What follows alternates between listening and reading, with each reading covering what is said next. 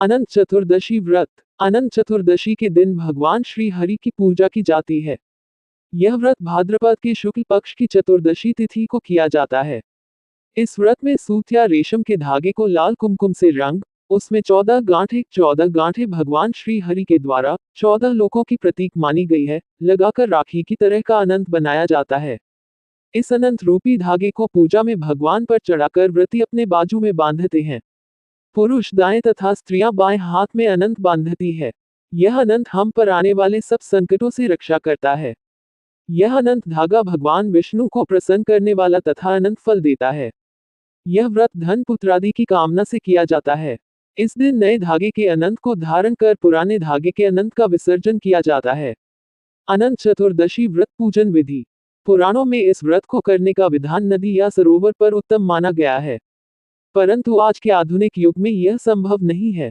अतः घर में ही पूजा स्थान पर शुद्धिकरण करके अनंत भगवान की पूजा करें तथा कथा सुने। साधक प्रातः काल स्नान आदि कर नित्य कर्मों से निवृत्त हो जाएं। सभी सामग्री को एकत्रित कर लें तथा पूजा स्थान को पवित्र कर लें। पत्नी सहित आसन पर बैठ जाएं।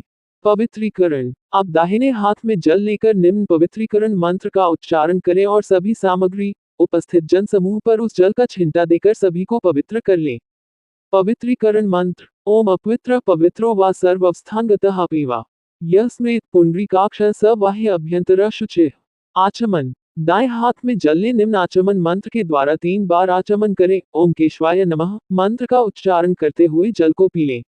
ओम नारायणाय नमः मंत्र का उच्चारण करते हुए जल को पी लें। ओम वासुदेवाय नमः मंत्र का उच्चारण करते हुए जल को पी लें। तत्पश्चात ओम ऋषिकेशाय नमः कहते हुए दाएं हाथ के अंगूठे के मूल से होठों को 2 बार पोंछकर हाथों को धो लें। अनंत चतुर्दशी व्रत कथा। एक बार महाराज युधिष्ठिर ने राजसूय यज्ञ किया और यज्ञ मंडप का निर्माण बहुत ही सुंदर व अद्भुत रूप से किया गया। उस मंडप में जल की जगह स्थल तो स्थल की जगह जल की भ्रांति पैदा होती थी। इससे दुर्योधन एक स्थल को देखकर जल कुंड में जा गिरे। द्रौपदी ने यह देखकर उनका उपहास किया और कहा कि अंधे की संतान भी अंधी होती है।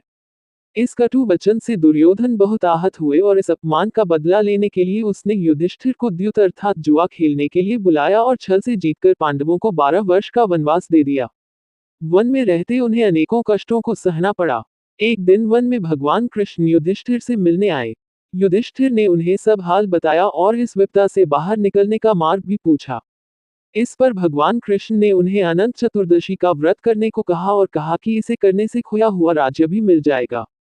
इस वार्तालाप के बाद श्री कृष्ण जी युधिष्ठिर को एक कथा सुनाते हैं। प्राचीन काल में एक ब्राह्मण था, उसकी एक कन्या थी जिसका नाम सुशीला था।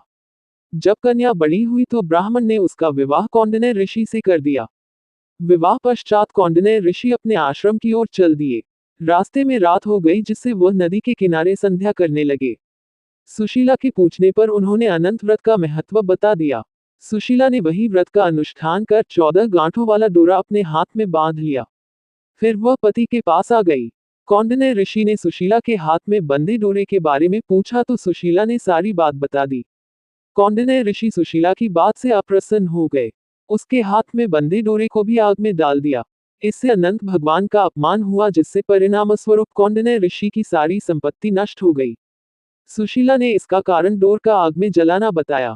पश्चाताप की अग्नि में जलते हुए ऋषि अनंत भगवान की खोज में वन की ओर चले गए।